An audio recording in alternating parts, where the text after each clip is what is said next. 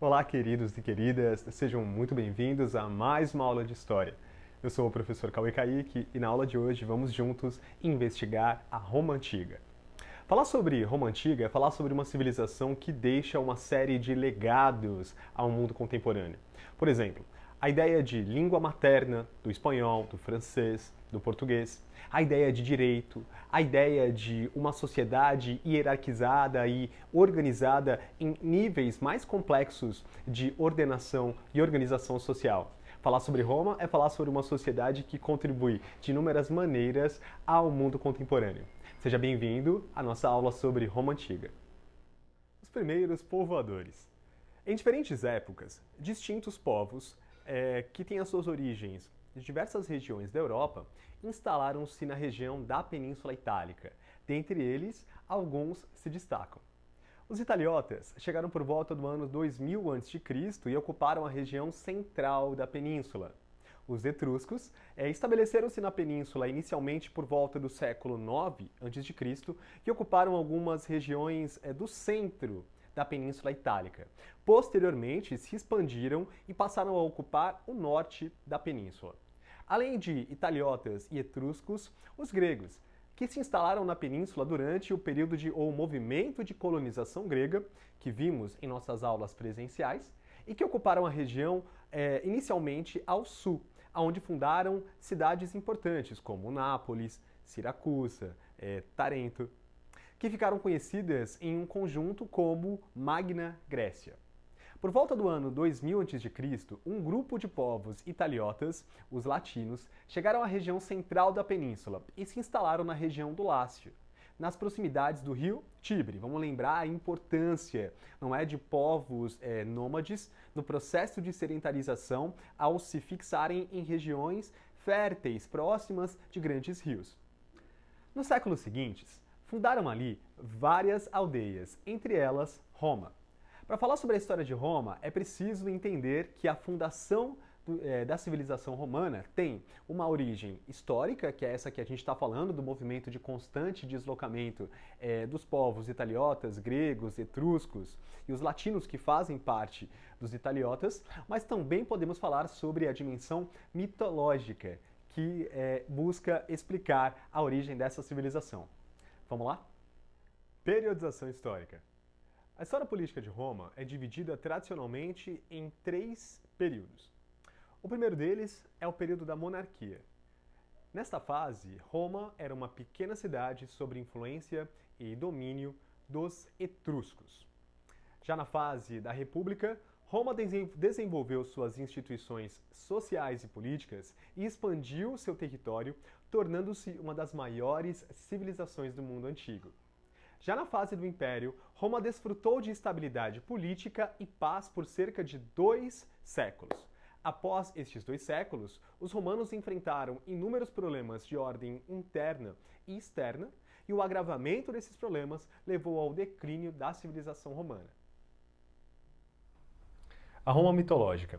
Uma lenda contada pelo poeta Virgílio, e veja, existem inúmeras lendas que abordam este processo, que dizem que Roma foi fundada por 2 irmãos gêmeos chamados de Rômulo e Remo. Eles seriam netos do rei Numitor de Alba Longa, cujo trono havia sido usurpado, e usurpar é quando alguém assume ou toma algo sem ter o direito àquilo, por um homem de nome Amúlio.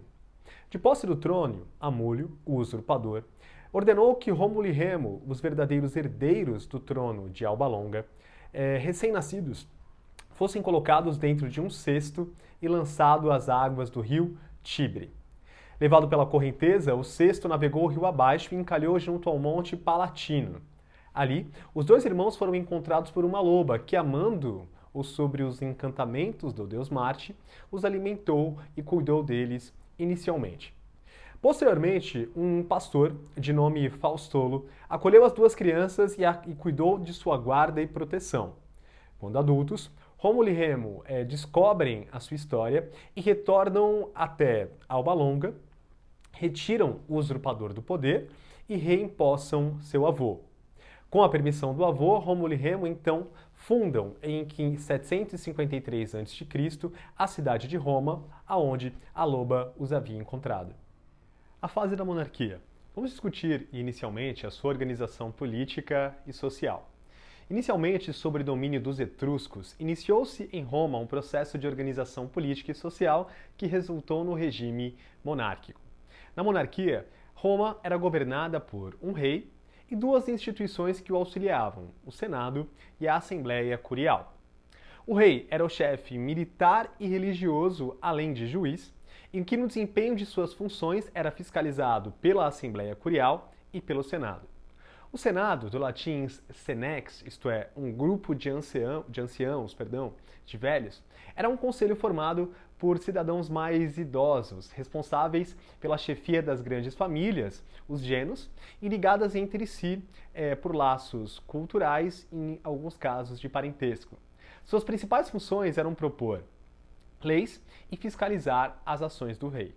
A Assembleia Curial compunha-se de cidadãos, homens, em condições de servir ao exército, que, agrupados em cúrias ou conjunto de 10 clãs, tinham como principais funções eleger altos funcionários e aprovar ou rejeitar leis. Mas a Assembleia Curial não era uma instituição ou um órgão governamental que estava constantemente organizada. Apenas quando convocada pelo rei, este espaço atuava como um espaço de debate e de diálogo sobre as leis. No contexto dessa sociedade, vamos discutir agora os principais grupos sociais que compunham Roma no período monárquico. Eram os patrícios, grandes proprietários de terra, rebanhos e escravos que desfrutavam de direitos políticos e podiam exercer altas funções públicas no comando desta sociedade, como funções públicas no exército, na religião, na organização religiosa, na justiça ou na administração pública. Eram cidadãos romanos. Além dos patrícios, havia os clientes. Os clientes eram homens que se associavam aos patrícios, prestando-lhe uma série de serviços pessoais em troca de auxílio econômico e proteção. E daí vem a ideia de cliente, daquele que serve, daquele que presta, não é? Algum tipo de serviço. O terceiro agrupamento social do período da monarquia é o agrupamento dos plebeus, homens e mulheres livres que dedicavam-se ao comércio, ao artesanato e atividades agrícolas e que constituíam a maioria da sociedade romana do período. A princípio, eram um dos grupos que não possuíam direitos políticos ou sociais por não serem considerados cidadãos. Além de patrícios, clientes e plebeus, havia ainda o grupo dos escravos. Inicialmente, a escravidão era uma escravidão por dívida. Posteriormente, com o desenvolvimento dessa sociedade, além daqueles que deviam algo e eram, portanto, escravizados, ainda pessoas consideradas prisioneiras de guerras também se tornavam escravos. Realizavam as mais diversas funções nesta sociedade, como serviços domésticos, trabalhos agrícolas, além de desempenharem funções de capatazes, artesãos, entre outros. Ou seja, o dono do escravo ou a pessoa a quem ele devia tinha o direito de escravizá-la e pedir dela esses mais distintos tipos de serviços. A monarquia era uma estrutura que já padecia de alguns problemas, não é? Esta estrutura que protagonizava o poder etrusco foi então responsável pelas principais transformações da cidade. Vamos falar sobre o final da monarquia na primeira fase da história romana. Veja, os patrícios, que representavam a aristocracia romana, já não viam no comando da sociedade pelos etruscos representatividade aos seus interesses. Os patrícios que dominavam o Senado queriam mais. Desejavam diretamente controlar o poder de Roma. Lembra que já discutimos que em vários aspectos, não é? Ou muitas civilizações por nós já estudadas, demonstram que quando aquele que ocupa o poder central perde o apoio das elites econômicas, muito provavelmente o seu período de governabilidade está por se encerrar. Muito bem, em Roma isto também se aplica. O Senado romano, então, liderado pela aristocracia patrícia, rebelou-se contra o rei e expulsaram-no. e estabeleceram uma nova organização política, a República. Com ela, os patrícios montaram uma estrutura social e de administração que tinha o objetivo de exercer o domínio sobre Roma e estabelecer e desfrutar dos privilégios do poder. Vamos agora à discussão sobre a República Romana. A República Romana. Bom, dois conceitos chaves marcam a República. O primeiro deles é o conceito de expansão territorial e o segundo, a crise político-social que se instalará em Roma. Veja, o conceito de república vem do latim res publica, que quer dizer aquilo que pertence a todos ou coisa de todos. Denomina, portanto, uma forma de organização ou de governo ou de Estado em que o poder pertence ao povo. Mas vamos aqui pontuar que na passagem da monarquia para a república, os interesses da maior parcela da população não estavam aí assegurados, muito pelo contrário. O que se observou na fase inicial da República Romana foi a instalação de uma organização política dominada pelos patrícios que governava para os interesses dos patrícios. Por exemplo, não houve a distribuição do poder entre todos, pois a maioria da população, no caso, os plebeus, não tinham inicialmente nenhum tipo de direito de participação popular ou ainda de participação política. E isso começa a gerar, dentro de Roma, inúmeros conflitos. Portanto, algo que marca este momento da história romana é o conflito entre patrícios e plebeus. Os patrícios controlavam todos os cargos políticos da República. Os dois mais importantes magistrados eram os cônsules, que chefiavam a República juntamente com o Senado. Havia ainda uma assembleia de cidadãos controlada pelos patrícios ricos. Veja, não há participação popular neste processo. A segurança de Roma, considerando ameaças constantes de vizinhos, era também uma temática problemática. Algo que os patrícios não contavam era que, para conseguir, por exemplo, proteger Roma, uma vez que haviam inúmeros invasores ou ainda civilizações com as quais os romanos combatiam, havia a necessidade da existência de um exército forte e numeroso. Assim, era necessário contar com a participação de soldados plebeus no exército romano, pois, como vimos, a plebe constituía a maior parte da população romana. Ao tomar consciência de sua importância, de seu papel social, os plebeus recusaram-se, por exemplo, a servir no exército, porque não gozavam de nenhum tipo de direito, o que representou um golpe na estrutura militar de Roma. Iniciaram contra os plebeus uma luta política que durou mais de um século e que levaram às chamadas conquistas da plebe. Inicialmente, no campo das conquistas da plebe, os plebeus conseguiram fazer uma série de revoluções e modificações na estrutura dessa sociedade. Exigiram que os patrícios cedessem às suas exigências. Uma delas, por exemplo, foi a criação dos comícios da plebe, que era presidido por um tribuno da plebe, pessoa que poderia vetar qualquer tipo de decisão do governo que prejudicasse os interesses desse grupo social. Outras conquistas foram obtidas pelos plebeus neste processo, que antes dessas lutas não podiam exercer cargos políticos, participar da organização da cidade e das decisões políticas, não podiam exercer cargos da magistratura ou casar-se com patrícios. Algumas dessas foram expressas em leis.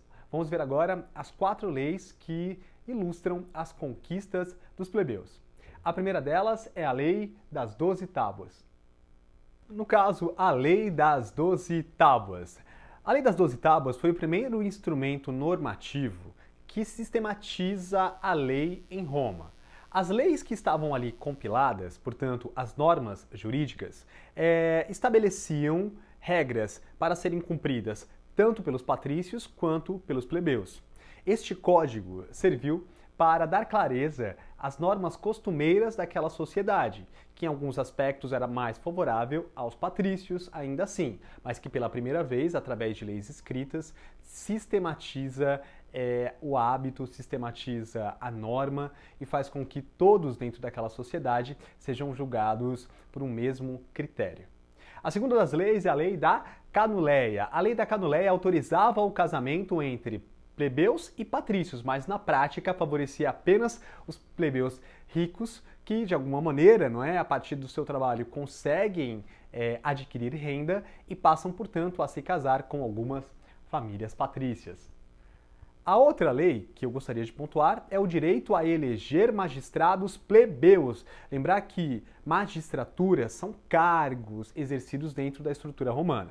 Os plebeus conseguiram pela primeira vez, a partir de 366, 367 a.C., ter acesso a essas funções da magistratura romana. Em 336, foi eleito o primeiro cônsul plebeu. O cônsul era aquele que administrava a república. A quarta lei que eu gostaria de pontuar era a lei que proíbe a escravidão por dívida. Por volta da eleição deste primeiro cônsul plebeu, foi decretada uma lei que instituía ou proibia a escravização por dívida. Em 326 a.C., a escravidão foi definitivamente abolida. As diversas conquistas, entretanto, não beneficiaram igualmente todos os membros da plebe. Alguns cargos políticos e os privilégios, acima de tudo, ficaram concentrados nas mãos dos plebeus, que haviam enriquecido e, com isso, passaram a desprezar a maioria da plebe da mesma maneira que os patrícios assim fizeram. Veja, mesmo com todos esses problemas internos, Roma conseguiu se expandir. Veremos agora a expansão territorial, as guerras púnicas e o Mare Nostrum. O processo de expansão da República Romana se dá mesmo à luz de uma série de problemas internos, que, ao final, fará com que o mar Mediterrâneo seja denominado Mare Nostrum, dada a expansão desta república neste momento. As guerras púnicas contra Cartago, uma cidade do norte da África, cujo nome púnico deriva de Puni, que significa fenício, era como os romanos chamavam os cartagineses. Quando os romanos dominaram completamente a Península Itálica, direcionaram-se para Cartago, que inicialmente era uma colônia dos fenícios. Esta era uma próspera cidade comercial que possuía colônias no norte da África, da Sicília, da Sardenha e da Córcega. Era, portanto, uma forte concorrente dos romanos. Assim, a causa das guerras púnicas foi a disputa pela hegemonia comercial na região do Mediterrâneo. Após batalhas violentas, com perdas de ambos os lados, os romanos conseguiram arrasar Cartago, incendiaram cidades, plantações. Em 146 a.C., anexaram esta região à sua república. Após a vitória das guerras púnicas, Roma abriu caminho para a dominação de diversas regiões do Ocidente, como por exemplo a Gália, a Península Ibérica, e do Oriente, como a Macedônia, a Grécia e toda a Ásia Menor. Dessa maneira, o chamado Mare Nostrum, o nosso mar, era um lema cunhado na época para expressar o tamanho da República Romana, isto é, o quanto ela havia crescido neste período. Mas há também consequências das conquistas militares e desse processo de expansão, que discutiremos a seguir. No plano cultural, as conquistas militares colocaram os romanos em contato com culturas de outras civilizações. Neste sentido, destaca-se o contato ou a influência cultural que recebeu dos gregos. Nas palavras do poeta romano Horácio, abre aspas, a Grécia vencida conquistou seu rude vencedor. Do ponto de vista socioeconômico, as conquistas militares permitiram que as riquezas retiradas das sociedades dominadas se concentrassem em Roma. Então, tudo aquilo que a gente vê de pujança, tudo aquilo que a gente vê de vestígio material desta civilização e que é tão encantador, é fruto deste processo. Como resultado, portanto, o estilo de vida romano, antes simples e modesto, tornou-se luxuoso e requintado. Entre os chefes militares, abandonou-se o ideal de soldado camponês, crescendo o interesse na profissionalização da atividade militar e, portanto, pelo desfrute de uma vida urbana. A sociedade romana também sofreu transformações como resultado da expansão militar. Veja, durante muito tempo, durante todo o tempo de conflito que dá origem a essa expansão militar, os soldados ficaram no campo ou nos campos de batalha. E desta forma, uma cisão muito pontual nesta sociedade se dará. De um lado, os ricos nobres romanos tornaram-se donos de grandes extensões de terras, portanto, latifúndios, cultivados por numerosos escravos. De outro, muitos plebeus obrigados a servir no exército regressavam à Península Itálica de modo tal empobrecidos que, para sobreviver, tiveram que vender absolutamente tudo. Sem terras, esses camponeses plebeus migravam para a cidade, engrossando a população de pobres e famintos de Roma. Estamos, portanto, falando de um movimento de êxodo rural. Portanto, concentração de renda nas mãos dos patrícios ricos e êxodo rural por parte dos plebeus pobres que, voltando do fronte, têm dívidas tão altas que acabam saindo da vida campesina e migrando para Roma. A população, portanto, em condição de subalternidade e marginalidade social, vai aumentar expressivamente em Roma, dando origem à crise da República Romana. A crise da República Romana. Veja, a situação social e política em Roma tornou-se cada vez mais tensa. Com o aumento progressivo do número de pobres e plebeus miseráveis na cidade, podemos dizer que, de um lado, então, estavam a massa popular e seus líderes reivindicando reformas do âmbito social que pudessem atender às necessidades desta população, e do outro estavam a nobreza romana e a parcela enriquecida da plebe que não desejavam mudanças. Diante desse clima tenso de animosidade social, houve a tentativa de alguns reformistas de conter esta animosidade através de projetos de lei que amenizariam estes contrastes. Então, diante desse clima, os irmãos Tibério e Caio Graco, tribunos da plebe, tentaram promover uma reforma social com o objetivo de melhorar as condições de vida da população plebeia.